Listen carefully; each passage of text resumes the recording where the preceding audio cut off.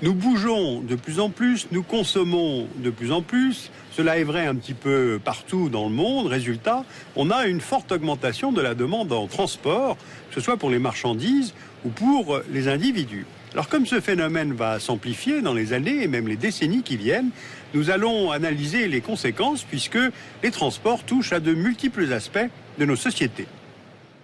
Regardez cette superbe carte. On voit Londres, capitale de l'Empire colonial, et Bombay, grand port et porte d'entrée de l'Empire britannique des Indes. En 1850, il fallait 2 mois pour se rendre de Londres à Bombay, en passant par la Méditerranée, l'Égypte, par la route, puis par la mer Rouge. En 1900, 50 ans plus tard, il fallait à peu près 3 semaines, par train en Angleterre, en France, en Italie, puis par bateau à vapeur via le canal de Suez, ouvert depuis 1869. En 1950, donc 50 ans plus tard encore, 14 heures d'avion avec escale. Et aujourd'hui, il faut 9 heures d'avion. Donc, nous nous transportons de plus en plus vite, de plus en plus loin et de plus en plus nombreux. Et cette tendance va se poursuivre dans les années qui viennent, du fait de plusieurs facteurs, la croissance démographique, l'urbanisation du monde et le développement économique. Alors regardons d'abord la croissance de la population mondiale. La population mondiale est de 2,5 milliards d'habitants en 1950 et de 7 milliards d'habitants en 2012. Et elle sera de plus de 9 milliards en 2050 selon les projections des Nations Unies. Et cette augmentation va entraîner une croissance de la demande de transport individuel. Entre 2010 et 2050, cette demande va doubler. Maintenant, à ce facteur démographique s'ajoute également le phénomène spécifique de l'urbanisation du monde. En 1950, seulement 1 habitant sur 3 dans le monde vivait en milieu urbain. Ils sont 1 sur 2 aujourd'hui, et ils seront près de 2 sur 3 en 2030, c'est-à-dire dans 20 ans. Voici une carte des villes de plus de 1,5 million d'habitants en 1950, puis la carte des villes de plus de 1,5 million d'habitants en 2025, soit 75 ans plus tard. Eh bien, on observe que la transition urbaine s'opère particulièrement en Asie, mais aussi en Afrique subsaharienne. Ce phénomène est dû à 3 facteurs qui viennent se conjuguer au même moment, l'exode rural des populations de ces pays, et puis on retrouve aussi la croissance démographique et la croissance économique. Les 3 engendrent une augmentation de la population urbaine. Regardez cette image de la NASA représentant le monde de nuit à peu près en l'an 2000. On voit bien sur la côte est des États-Unis une vaste conurbation qui s'étend de Washington à Boston et qui vient relier Baltimore, Philadelphie et New York. Et ce processus d'étalement urbain a commencé dans les années 60. Le départ des classes moyennes des centres-villes vers la banlieue a étendu la superficie des villes au point qu'elles ont fini par se toucher pour constituer un vaste continuum urbain. Eh bien, c'est un phénomène similaire auquel on pourrait assister à l'avenir dans de nombreuses villes de pays émergents, comme au Brésil, en Afrique du Sud ou en Chine. Donc, démographie, urbanisation, maintenant 3e facteur, l'économie, qui influe directement sur les transports. En Chine, justement, songez qu'on y a immatriculé 600 000 voitures particulières en 2000 et 14 millions en 2010. Alors une telle croissance reflète l'augmentation du niveau de revenu de la population qui conditionne pour beaucoup l'acquisition d'un véhicule individuel. Ainsi, sur la même période, la Chine a vu son revenu national brut par habitant en parité de pouvoir d'achat passer de 2 300 $ en 2000 à plus de 7 500 $ par habitant en 2010. Et cette corrélation vaut également pour l'ensemble des pays émergents tels que le Mexique, la Turquie ou l'Indonésie. À l'échelle mondiale, entre 2000 et 2030, on estime que le taux de croissance annuel du nombre de voitures particulières sera de 1,7%. Un tel pourcentage semble peut-être un petit peu abstrait, mais sachez tout de même que cela représente un parc automobile mondial multiplié par 2 entre 2000 et 2030. Et pendant la même période, pourtant, c'est la demande de transport de passagers par avion qui connaîtra la plus forte augmentation, avec un taux de croissance annuel de 3,5% à l'échelle mondiale, et ce sera lié à l'augmentation du tourisme de masse et du nombre de migrants. Alors on comprend comment la question des transports est liée aux demandes de mobilité individuelle, mais il y a aussi le transport des marchandises. Voici une map monde montrant les grandes routes maritimes du commerce mondial aujourd'hui et les principaux passages, à l'image du canal de Panama, du canal de Suez, du détroit de Malacca ou de la Sonde en Asie du Sud-Est. Car il ne faut pas oublier que l'essentiel du commerce mondial se fait par la voie maritime. 80% des marchandises passent par la mer. Si l'espace atlantique demeure un axe de transport encore important, on constate que le Pacifique et l'océan Indien occupent une place de plus en plus importante.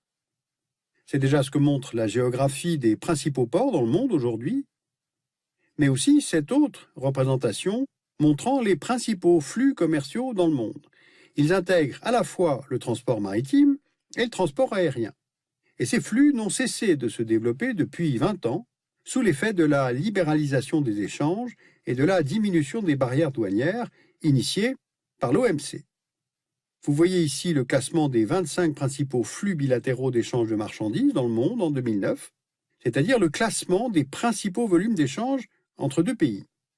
Alors on constate que les États-Unis sont le pays le plus fréquemment impliqué, avec 11 occurrences, tandis que la Chine est présente pour sa part à 7 reprises, ses principaux partenaires étant les pays développés vers qui elle exporte des biens de consommation manufacturés. Maintenant, si on compare les flux commerciaux bilatéraux de marchandises dans 20 ans, on constate que certains flux disparaissent du classement, comme celui entre les États-Unis et la France, leur volume étant devenu trop faible, tandis que de nouveaux flux apparaissent, comme entre le Brésil et la Chine. En 2030, on comptera 17 occurrences pour la Chine et 8 pour les États-Unis, car le volume des échanges commerciaux entre ces deux pays aura doublé. Mais dans 20 ans, c'est bien la Chine qui sera le moteur de la croissance mondiale. Le centre de gravité de l'économie mondiale se sera alors déplacé en Asie, et parmi les nouveaux entrants dans le classement des principaux flux d'échanges bilatéraux, on compte des pays tels que la Thaïlande, la Malaisie, l'Indonésie. Celle-ci, en effet, semble sur le point de devenir un nouveau hub de transformation et de production de biens à bas coût qui seront ensuite exportés vers la Chine. Cette évolution peut s'expliquer notamment par le niveau des salaires indonésiens qui sera alors plus faible qu'en Chine, mais il y a aussi l'ouverture de l'économie du pays et sa proximité géographique avec les pays émergents. Donc la grande nouveauté résidera dans le fait que la Chine deviendra un importateur majeur de produits de consommation pour son énorme marché intérieur. Ce pays intensifiera également ses échanges commerciaux avec le Moyen-Orient, ce qui s'explique principalement par une augmentation constante de la demande chinoise en pétrole. Et puis, je voudrais m'arrêter un moment sur un phénomène qui est encore sous-évalué, c'est l'évolution des flux commerciaux entre la Chine et le continent africain. Entre 2001 et 2007, la Chine a obtenu près d'un tiers des contrats d'infrastructure en Afrique subsaharienne, comme par exemple au Nigeria pour la réhabilitation d'une voie de chemin de fer entre Lagos et Kano, ou encore le financement de lignes ferroviaires au Gabon et en Mauritanie. En 2010, 3,5% des exportations chinoises se font à destination de l'Afrique, tandis que 4,8% des importations chinoises sont en provenance d'Afrique. Mais ces échanges commerciaux entre la Chine et l'Afrique bénéficient d'un fort potentiel de croissance, puisque leur valeur serait multipliée par 8 d'ici 2030, donc d'ici 20 ans. Les échanges Chine-Afrique devraient surtout porter sur les matières premières. Aujourd'hui, 50% des importations chinoises de pétrole proviennent du Moyen-Orient, acheminées par voie maritime, mais on est déjà à plus de 20% qui proviennent d'Afrique. Maintenant, regardez ce globe. Quand on voit les routes maritimes par lesquelles sont acheminés les hydrocarbures à destination de la Chine, on mesure les vulnérabilités pour ce pays importateur. Car la piraterie maritime s'est beaucoup développée ces dernières années, notamment dans les zones où transitent les cargos et les tankers allant vers ce pays. On voit le détroit de Malacca, foyer historique de la piraterie, ainsi que le golfe d'Aden, qui est le nouveau foyer mondial de la criminalité maritime.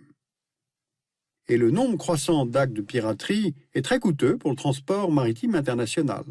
Selon la fondation One Earth Future, le coût annuel de la piraterie pourrait osciller entre 7 et 12 milliards de dollars en 2010, dont environ 30% dû au déroutage des bateaux.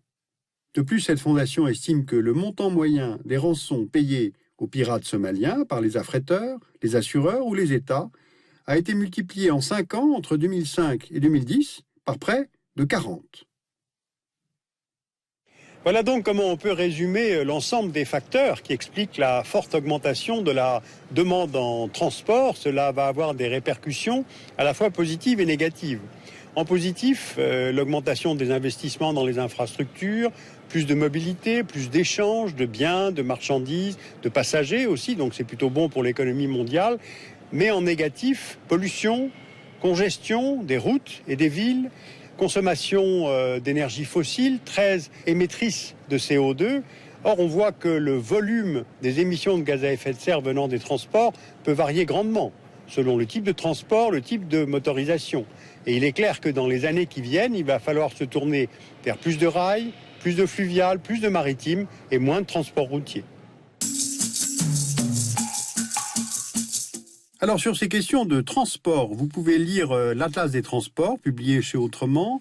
Je vous signale que la Cité des Sciences propose une exposition permanente nommée Des transports et des hommes. Et sur le site du dessous des cartes, vous trouverez plusieurs références à des rapports internationaux sur les questions de mobilité et plusieurs références de sites internationaux qui parlent des transports mondiaux.